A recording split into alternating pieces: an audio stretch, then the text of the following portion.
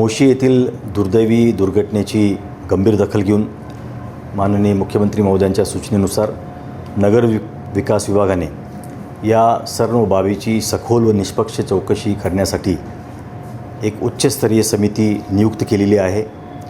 श्रीमती शीतल तेली उगले, विभागीय आयुक्त पुणे हे या समितीच्या अध्यक्षा असतील। MPCBचे पुणे विभागाचे प्रादेशिक अधिकारी हे सदस्य असतील। प्राध्यापक DN सिंग हे IIT मुंबईचे अभियांत्रिकी विभागाचे प्रमुख आहेत, तज्ज्ञ आहेत, ते सदस्य असतील। प्राध्यापक अनिल कुमार दीक्षित हे पर्यावरण आणि घनकचरा व्यवस्थापन तज्ज्ञ आहेत, हे याचे सदस्य असतील। यांना समितीला सहाय्य करण्यासाठी सहाय्यक आयुक्त आपत्ती व्यवस्थापन विभाग हे सदस्य सचिव असणार आहेत। त्याचप्रमाणे या सर्व बाबीची जबाबदारी निश्चित करण्यासाठी कंपनीच्या विरुद्ध, अँटनी लारा कंपनीच्या विरुद्ध महापालिका आता FIR दाखल करण्याची प्रक्रिया महापालिकेने सुरू केलेली आहे।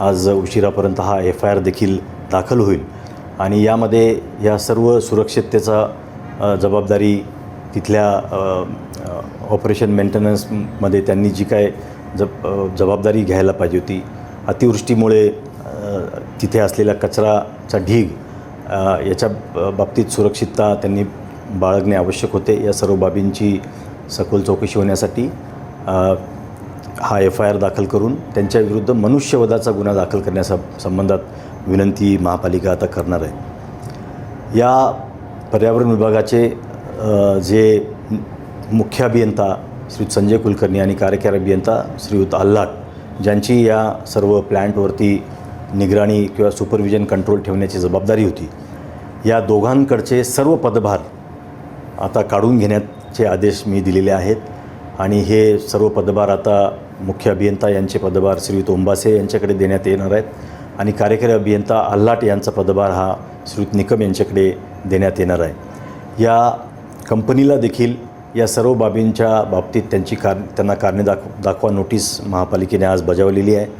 श्रीयुत संजय कुलकर्णी आणि श्रीयुत आल्हाट यांना देखील त्यांनी सुपरविजन नियंत्रण करण्यामध्ये निष्काळजीपणा दाखवल्याबद्दल आणि या सर्व परवानग्या त्यांनी न तपासल्याबद्दल त्यांच्याविरुद्ध देखील कारणे दाखवा नोटीस बजावलेली आहे आणि या कारणे दाखवा नोटिसीचं उद्या सायंकाळी 5 वाजेपर्यंत त्यांना उत्तर द्यायला सांगितलेलं आहे। यानंतर या बाबतीतली कारवाई पुढे करण्यात येईल। या दुर्दैवी घटनेनंतर हा मोशी येथील प्लॅन्ट बंद असल्यामुळे शहरामध्ये आता कचऱ्याचा मोठा प्रश्न निर्माण झाला आहे। कचरा संकलन करून तो कुठे टाकायचा याच्यासाठी महापालिकेला अडचण निर्माण होते आहे। आता तात्पुरतं म्हणून आम्ही देहू आणि खडकी कॅन्टोन्मेंट यांना विनंती करून तिथे कचरा टाकण्याचा आम्ही पर्याय शोधलेला आहे। परंतु या निमित्ताने आता एक बाब प्रकर्षाने समोर येते आहे, ती म्हणजे एवढ्या मोठ्या शहरासाठी जे शहर अत्यंत झपाट्याने वाढतं आहे आणि जसं शहर झपाट्याने वाढेल तसं कचरा देखील या शहरामध्ये वाढणार आहे। याच्यासाठी फक्त एकाच ठिकाणी कचरा प्रक्रिया केंद्र आहे। आता आपल्याला भविष्यामध्ये शहरामध्ये किमान 5 ते 6 ठिकाणी कचरा प्रक्रिया केंद्रासाठी जागा निश्चित करावं लागतील। अत्याधुनिक प्रक्रिया केंद्र आपण तिथे करू, ज्याच्याने कुठेही दुर्गंधी येणार नाही अशा प्रकारचे कचरा प्रक्रिया आपण करू। परंतु त्यासाठी देखील त्या एरियामध्ये तिथे आपल्याला नागरिकांचा त्याच्यासाठी आपल्याला निश्चितपणे पाठबळ त्याच्यामध्ये लागणार आहे। अनेक वेळेला कचरा केंद्र उभारण्याचं ठरवलं की तिथे अनेक वेळेला विरोध खूप होतो, परंतु आता अत्याधुनिक प्रक्रिया केंद्र आता निर्माण झाले आहेत ज्याच्यामध्ये दुर्गंधी येत नाही असे पण अनेक प्लॅन्ट्स आहेत। त्याचप्रमाणे झिरो वेस्ट संकल्पना आम्ही काही ठिकाणी राबवलेली आहे, काही अत्यंत चांगल्या प्रकारे, काही झोपडपट्ट्यांमध्ये ही संकल्पना आहे। झिरो वेस्टसाठी आपल्याला अजून जास्तीत जास्त सहभाग नागरिकांचा मिळवावा लागणार आहे। मोठे जे गृहनिर्माण संकुल आहेत, आता आपण बघितलं की जे आता सॉलिड वेस्ट मॅनेजमेंटचे नुकतेच जे नवीन नियम आले आहेत त्याच्यातून त्यांच्याकडनं अपेक्षा आहे की त्यांनी निर्माण होणारा कचरा तिथेच त्यांनी त्याच्यावर प्रक्रिया केली पाहिजे। त्यांना आता पुढाकार घेण्याची वेळ आहे।